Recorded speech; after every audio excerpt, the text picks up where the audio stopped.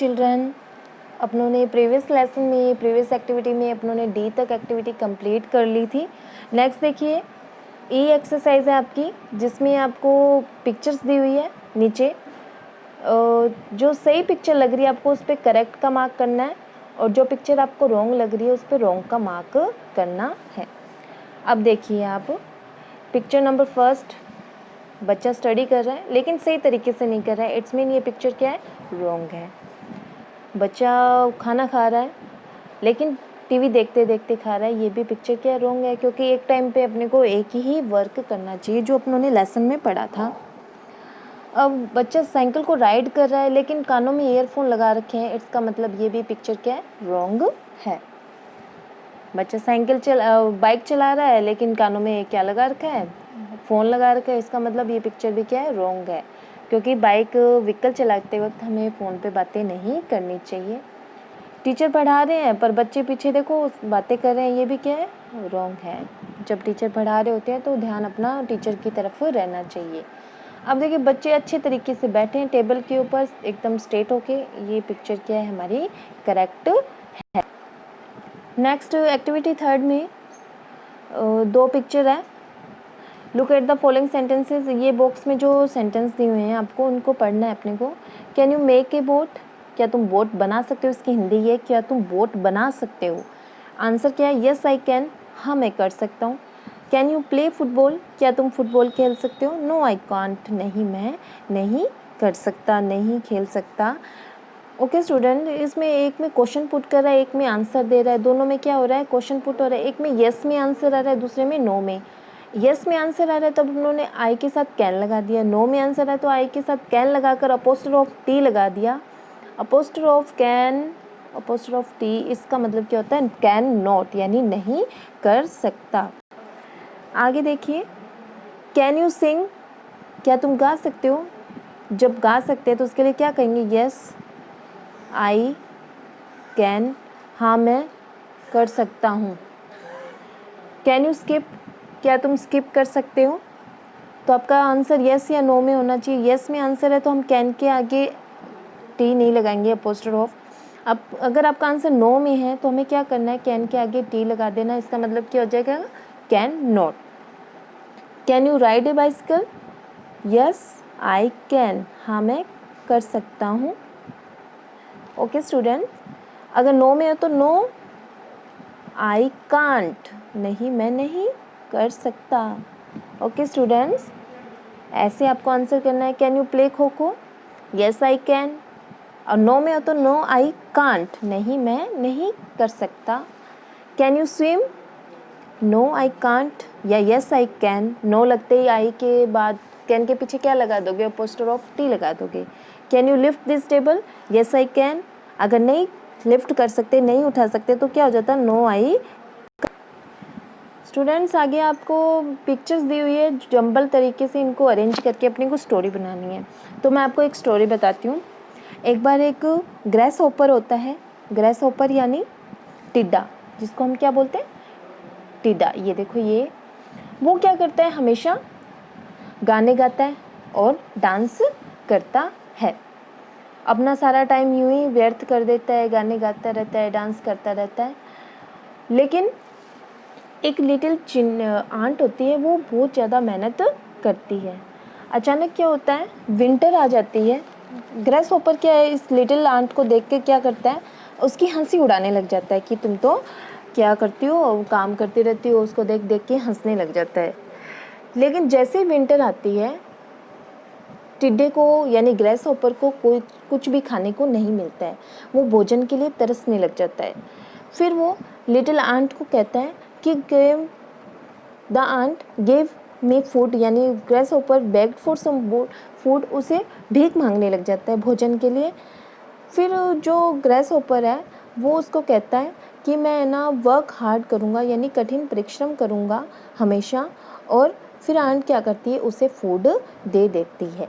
इसका मतलब क्या है, हमें क्या करना है, इस जो नीचे 1 2 3 4 5 6 इसमें इन लाइंस को अरेंज करके लिखना है, यानी ये जो बॉक्स के अंदर ये जो आपको स्टोरी दी हुई है, इनको सही से अरेंज करके आपको लिखना है कि पहली लाइन कौन सी आएगी, दूसरी लाइन कौन सी आएगी। तो स्टूडेंट्स देखिए पहले कौन सी लाइन आएगी। फर्स्ट ऑफ ऑल ये वाली, एक ग्रेस होपर क्या करता है, सिंगिंग एंड डांसिंग करता है। सारा दिन सिंगिंग करता रहता है, डांसिंग करता रहता है। पर जो एक लिटिल आंट है वो क्या करती है, वर्क हार्ड करती है। ग्रेस होपर उसकी मजाक उड़ाता है कि तुम तो सारा दिन वर्क करती रहती हो, मैं तो मस्ती करता रहता हूँ। सून क्या होता है, जल्दी क्या है, विंटर आ जाती है। थर्ड में आपको ये लिखना है, सून विंटर कैम, यानी विंटर आ जाती है। फिर the grasshopper begged for some food. अब जो ग्रेस होपर है, फोर्थ में क्या लिखेंगे आप, फोर्थ लाइन में, इस लाइन में क्या लिखेंगे, grasshopper begged for some food, यानी ग्रेस होपर उसे भोजन के लिए भीख मांगता है। फिर वो उसे कहता है, 5 नंबर में आप क्या लिखोगे, the grasshopper promise to work hard, यानी जो ग्रेस होपर है उसे वर्क हार्ड करने के लिए कहता है। जैसे वो प्रॉमिस करता है, the ant gave him food, ant जो है उसे फूड दे देती है। तो स्टूडेंट्स आपको क्या करना है, फर्स्ट लाइन में ये एक grasshopper kept singing and dancing यहाँ लिखेंगे आप। फिर सेकंड में a little ant work hard, third में सून विंटर कैम्प, फोर्थ में grasshopper beg for some food, और फिफ्थ में the grasshopper promise to work hard, six में the ant gave him food, ant उसे food दे देती है। तो स्टूडेंट्स वो तो अपनी एक्टिविटी की बात होगी जो प्रीवियस में अपनी एक्टिविटी रह गई थी। नेक्स्ट आपका लेसन है स्माइल विद ए ब्लेसिंग। इसमें देखो क्या क्वेश्चंस दिए गए हैं। What do you see in this picture, यानी इस पिक्चर में आप क्या देख रहे हैं। एक बच्चा है जो गड्ढे में गिरा हुआ है और एक आदमी उसकी हेल्प कर रहा है। Who is helping the boy, कौन हेल्प कर रहा है, the man is helping the boy. Have you ever help someone, क्या तुमने कभी किसी की सहायता की है। Tell us about the events, यानी जिसकी भी सहायता की है उसके बारे में आप हमें बताइए। तो आगे देखिए स्टूडेंट्स, आप क्या करते हैं, now let's read the story. अब स्टोरी को हम स्टडी करते हैं। स्टोरी में क्या दे रखा है आपको, an old lady was going to market, एक ओल्ड लेडी जो है वो मार्केट जा रही थी। एन ओल्ड लेडी, ये जो ओल्ड लेडी है ये मार्केट जा रही थी। She was carrying a basket of fruits, उसने क्या कर रखा था, कैरिंग यानी उठा रखा था, एक बास्केट ऑफ फ्रूट्स यानी फलों की टोकरी को उठा रखा था। ऑन द वे, रास्ते में, ऑन द वे यानी क्या होता है, रास्ते में। शी स्टेप्ड यानी कदम रखा। ऑन ए बनाना पेल, यानी केले के छिलके पर उसने कदम रखा। एंड फेल डाउन, और वो गिर गई। एंड फेल डाउन, और वो गिर गई। देखो पिक्चर में भी ये दिखा रखा है कि वो गिर गई है लेडी। और उसके बाद देखो क्या होता है, people started laughing at her, और पीपल जो है उस पर हंसने लग जाते हैं। People started laughing at her, और पीपल लोग जो है उस पर हंसने लग जाते हैं। All her fruits scattered on the ground, यानी उसके जो सारे फ्रूट्स हैं ग्राउंड में बिखर जाते हैं, ज़मीन पर बिखर जाते हैं। आगे देखिए, एक लड़की जो है आती है मीना, जिसका नाम क्या होता है, मीना। मीना आती है। Meena help the old lady to stand, stand यानी क्या होता है, खड़ा करने में उसकी मदद करती है।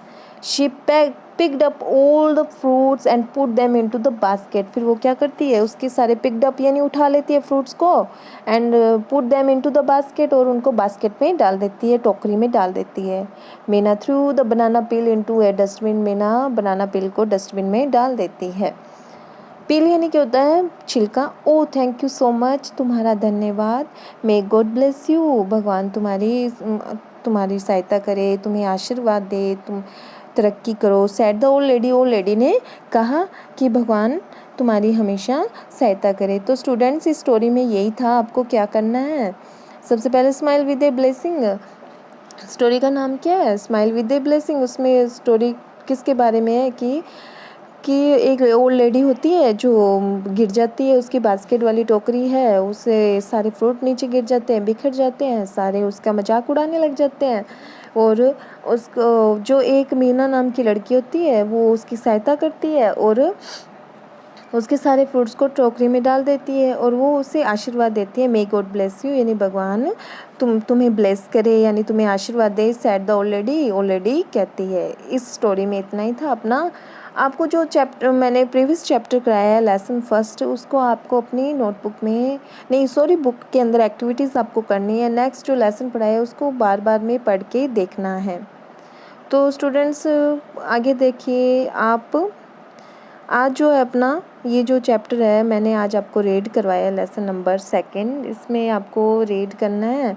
और ये जो ग्लोसरी दे रखी है आपको, इसको भी आपको अच्छे तरीके से रीड करना है और अपनी नोटबुक के अंदर, यानी जो आपने नोटबुक लगा रखी है उसके अंदर ये ग्लोसरी लिखनी है। कैरिंग यानी किसी वस्तु को एक स्थान से दूसरे स्थान पर ले जाना, स्टेप्ड यानी कदम रखा, पील यानी छिलका, स्कैटर्ड यानी बिखर गए, पिक्ड अप यानी उठाया, डस्टबिन यानी कचरा पात्र, ब्लेसिंग यानी आशीर्वाद। ये ओनली इतना ही वर्क आपको अपनी नोटबुक के अंदर करना है। फर्स्ट ऑफ ऑल आपको ये सारा जो लेसन मैंने पढ़ाया है और प्रीवियस लेसन में जो आपको एक्टिविटीज़ करवाई है, ग्रेस हॉपर की कहानी, यस आई कैन, ये सारा का सारा आपको अपनी बुक के अंदर ही करना है। Okay students, bye bye, thank you. जितना आपको पढ़ा है उतना आपको अपना वर्क करना है। कहाँ तक करना है? ये जो ग्लोसरी है ना, चैप्टर 2 लिख के आप ग्लोसरी लिखोगे, उसके वर्ड मीनिंग्स राइट डाउन करोगे। Thank you.